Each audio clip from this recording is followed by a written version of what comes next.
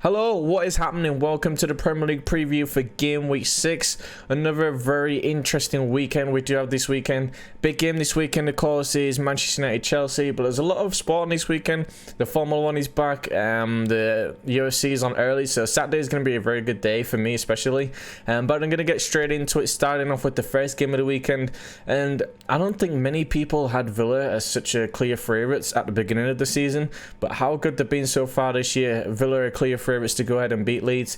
I've been looking up at the stats, and Villa's defence is been pretty incredible so far, but I'm not too sure with this game. I think everybody now, the expectation and the pressure is all going to be on Villa on this game. I think Leeds have scored 4 goals already in the berth of the away games. I do expect them to score, and with my bet I do have it as an alternative Asian handicap and Villa at plus 0.5. so what that means is, to the people who don't understand, that Villa have got 0.5 of a goal already, so if it is a draw then Villa win, but if Villa do end up winning, then I still win the bet anyway. I think I'm not too sure with this one. I think Leeds are missing a few players. I'm just looking through here. Calvin Phillips is missing, of course. He had that shoulder injury. Diego Llorente, Forshaw, Berardi, and there was also Liam Cooper's a questionable doubt. But I think Villa have got a full fit team again. There's been no issues. You'd expect them to be strong favourites, and I can imagine everybody would expect Villa to win. But it's going to be a very interesting game tomorrow night. I'm excited to go and watch it back after the game tomorrow. But I think Villa, if they do go on and win, then it really does show they are the business. I did say this after the Leicester game, but I'm very excited to see what they do. The early kickoff on Saturday is 12:25. It's between West Ham and Man City. Man City without Fernandinho, Gabriel Jesus, and Benjamin Mendy. Bernard Mendy? Where did I get Bernard Mendy from? Benjamin Mendy. So those three are out. But this is going to be a very tough test for both teams. I think West Ham, you know, obviously the comeback they did against Spurs was incredible. They're going to be at home. I know that doesn't make too much a difference. But I think City, for some reason, he always seems to get the best of West Ham, regardless of whether it's home or away. But for this bet, I've gone for Man City to win and both teams to score. I think City's defense, you know, West Ham have been scoring goals. You know, they're going to go, I think it could be like a 3-1 or maybe 4-1 to Man City. Aguero is going to be back, so that's going to be good for them. I think De Bruyne is back as well. I know he's questionable, and so is Laporte, but I think they're supposed to be in the team, so City will be looking to get them back. And also, City have witnessed a goalless first half in 15 Premier League games, so there's going to be goals in this game. I think if West Ham get if West Ham do get the first goal, then maybe my bet might go up in smoke. But I think it'll make City go out there and try and get a lot more goals. But I do think City will score quite a lot. Bowen and Sterling are the players to watch. But I'm interested to see how this game goes. It'll be I think I'd expect City to win, but I'm just not confident with them this year. And I think West Ham have really shown that they are about it this year. I think, you know, with the comeback against Spurs, I thought, oh, maybe that's it. But they're looking pretty good. Head to head though, City do seem to always get the pick on West Ham. I mean, the last 2 games at West Ham, City did win 4 and 5-0. But I do believe that West Ham can score this weekend, and I think that's why I've gone for Man City, both teams to score and win. The 3 o'clock kickoff on Saturday isn't the most exciting one. It's Fulham versus Crystal Palace. This is one of the 2 games which this weekend I didn't really want to put a bet on, but of course I'm putting bets on all the games. Looking at the team sheet already, Tete is out, and so is Anderson for Fulham. Ferguson, Hennessy, McCarthy, Wickham, and possibly Tompkins are out for Palace. And after the last game, you know, Fulham, you know, at home, I do expect them to score. I'm not too sure about Palace. I thought Palace were very negative against Brighton, and on this one I've gone both teams to score and no. It's a risky one, but I honestly feel like this could be a West Brom Burnley kind of game. It's going to be 0-0. Hopefully the keepers kind of keep both teams out, but I can't see it being an exciting game. But who knows? This could be like a 7-6. You know, with Alpad sometimes the defense out for both teams, but I think it's going to be a very tight game. I think only 1 goal is going to win it, and I think it could be like a 1-0. But I don't know who's going to go to. I think Fulham at home, I expect them maybe to, you know, pick up the first points of the season. I don't think they haven't won any points, have they? Yeah, no, sorry, they got the points in the last game against Sheffield United. First win of the season, I do believe. Fulham, it's a good chance for them. Palace sometimes away, usually a pretty decent team, but I think I read a stat up on Palace. Let's have a look. Yeah, despite beating Man United 3-1 in the Premier League opener, Hodgson's men have lost five of their previous 6 Premier League away games to nil with a 2+ goal margin. So it kind of shows they're scoring, except the United game, they've not really been scoring away from home, which, you know, I always thought Palace were a good team away, so that's why I've gone for both teams to score and nil.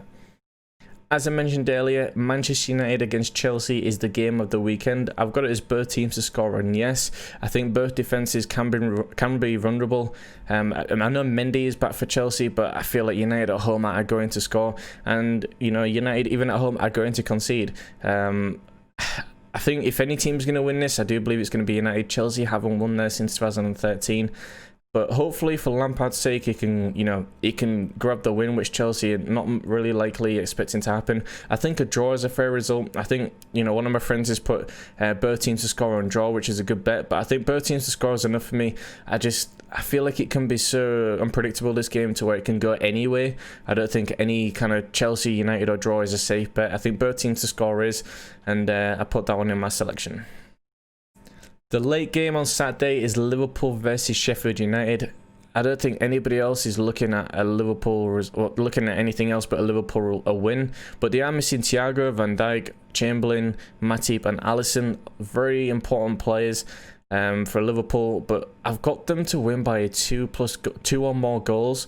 I think Liverpool is still going to be too strong regardless. You know, I was thinking of doing Liverpool to nil or Liverpool to win both halves, but I think Liverpool to score both halves. No, sorry, I was thinking of Liverpool to score both halves, but I think a winning margin for Liverpool. The front three are fit, so the front three are going to score a lot of goals. Sheffield United are conceding this season, but Liverpool again at home, you would expect them to win. It could be a bit closer, but I do believe that Liverpool did play very well against Everton, and yeah, they are going to miss Thiago, but I do feel like they're going to be still too strong for Sheffield United. The first game on Sunday is Southampton versus Everton. I'm looking at Everton's injury list. They've got Branthwaite is a young one. Was it Gamine? Is that how you say it? I don't know how to say it. If I'm saying it wrong, then please tell me. And then Mason Holgate, John Joe Kenny, Richarlison, James Rodriguez, and Czech Turson. When you're missing Richarlison and James Rodriguez, I do believe it's going to make a factor to Everton. And they have had a good start, but they didn't play brilliantly against Liverpool. If they go and beat Southampton, then fair enough. Coleman as well is questionable, but I think Southampton, I think they deserve a little bit more respect, and I think it's a very even game. I have gone for Southampton or draw as a double chance. I think it's a very good chance for Southampton. I think they can go on and win. I think if any team, due to the injuries that Everton do have, I think Southampton can go ahead and win. There's been a lot of goals in Everton's games as well. I was thinking of maybe both teams to score, but I think, you know, without the creativity of James Rodriguez, it could impact Everton, but we'll see. I want to see how they do play without James Rodriguez, see if they are as good. I think it's a good test to see where Everton do really stand without some of the better players. The 4:30 kickoff is Wolves versus Newcastle. After Newcastle's last game, I've completely written them off. I've just gone for a Wolves win straight through and through. I was thinking of maybe adding something kind of crazy in there, but I think Wolves are too strong for Newcastle. They are the better team. I don't want to get too fancy with this bet because Wolves have won the last couple of games kind of like 1-0, so I was thinking of maybe them scoring a few more goals, but I think it could be a tight one. I think Bruce will expect a response. I mean, he should, you know, expect a response out of himself after the last game. They are missing Debraka, Gale and Richie, but I mean, you know, if they're the main players, and you know, you are going to struggle this year. I think Castro's the only one out that's out for Wolves, but I feel like they're going to be a bit too strong. I put them on to win. I think, you know, Wolves should see this one easily. The late kickoff on Sunday is a very, very good game between Arsenal and Leicester. Both teams are missing quite a few players, so Willian, Ozil, of course, Martinelli, Pablo Mari, Holding, Chambers and Ceballos are out for Arsenal, and Amati, Ndidi, Pereira, Shunku and Vardy are out for Leicester. And I think for both teams, Leicester are missing the more important players. What have I done on this bet? Arsenal, oh yeah, sorry, on this bet I've gone for I've gone for both teams to score on over 2.5 goals, which is coming out at evens, which I think is a pretty good odds for this. But I do believe that Arsenal are going to win, but I think Leicester, they did play very well against Villa, and I think, you know, you could say those maybe unlucky to lose with the last minute goal from Barkley. Will they go and score? Hopefully they do, because I'll put that in my bet. I think it's going to be like a 2-1 or maybe 3-1 Arsenal. I think that's what I'm kind of expecting, but I don't know if I can trust Arsenal enough. I think it could be a draw for this game. It's going to be either way, but obviously the odds weren't great for that. But I think Arsenal, even though they do have more players missing, Mustafi is a possibility, but I mean, is he really going to play? I think Arsenal are a bit too strong. I think Arteta will expect more of a response and be a little bit more creative going forward than they did against Man City. And they are at home as well, and they do seem to score at home, so I'd expect him to. But I think you can see goals in this game. I think it will be a bit tighter, but hopefully towards the end of the game, it's going to be up and up more. The first game on Monday is Brighton versus West Brom. This is the second game of the weekend, which I really didn't want to bet. Brighton, of course, had a stronger team compared to West Brom, and in my bet, I have gone for Brighton to score over 1.5 goals. So if they do score 2 goals, then I do win the bet. West Brom, in all the 3, I think they've played 3 games away this year. I think they've conceded 2 or more goals, so I do expect that to continue. I think Brighton do play football, and you know, the chances that I had against Palace, I think they'll take them against West Brom. I think the defense is a lot worse. So yeah, they lost 2-0 to Southampton. Even at home, like they drew 3-3 with Chelsea. They lost to Brentford at home 3-2, and they lost to Everton away 5-2. So I do expect them to kind of concede goals, and I think Brighton are due a win at home. They haven't won at home this year. I think, yeah, they played Chelsea. They've only played Chelsea and United, so you think Graham Potter will think, look, we've got one of the newly promoted teams. Let's go out there and win. For Brighton to want to score only 2 goals, the odds did come out at 4-5, so I do think it's a very good chance for them to do that, and I think it's a very safe bet. So the last game of the weekend, I do have Burnley versus Spurs. I think last season, this could be a lot closer fixture, but I think this year there's been a big distance between both teams. Burnley, could this be the game where they kickstart the season? They did get the point against West Brom last week. I think Spurs are still a bit too strong, and when Spurs away from home are looking very good, I don't think many people really looked at it. When I checked Spurs away from home, they've won the last 5. I mean, I know like 2 of them came in the Europa League, but I think they beat Southampton 5-2 and they beat obviously United 6-1. So I've gone for Spurs to win and over 2.5 goals. I do believe there'll be a lot of goals in this game. I think it could be like a 3 or 4-1 Spurs. I was thinking of doing like the same bet against West Ham, where it was Spurs and both teams to score, but Burnley, will they score, will they not? They haven't really scored in many of the games so far this season, but you know, with Spurs' defence, they are, you know, liable to kind of concede goals, but I'm not too sure with Burnley. They're not being prolific in front of goals so far this season, but I think Spurs do need to kind of turn around and make sure that they can keep a lead, and I think this will be the game which they do, and run out as winners.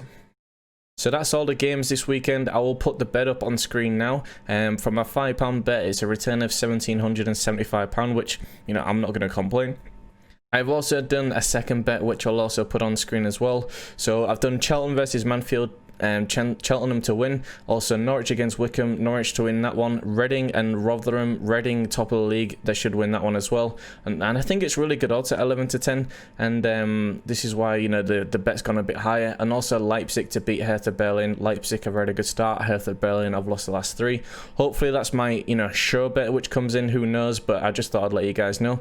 But let me know what you guys think of the predictions for this weekend. What you guys think will happen in the Friday game, which should come out, which the video will be out on the same day. And also Man United Chelsea, what does everyone think? Is United going to go and win? Is Chelsea going to finally win at Old Trafford, or is it a draw? Who knows? But yeah, let me know if you guys enjoyed the video. Make sure you hit the like button, subscribe if you want to see more, and I'll see you guys in the next one.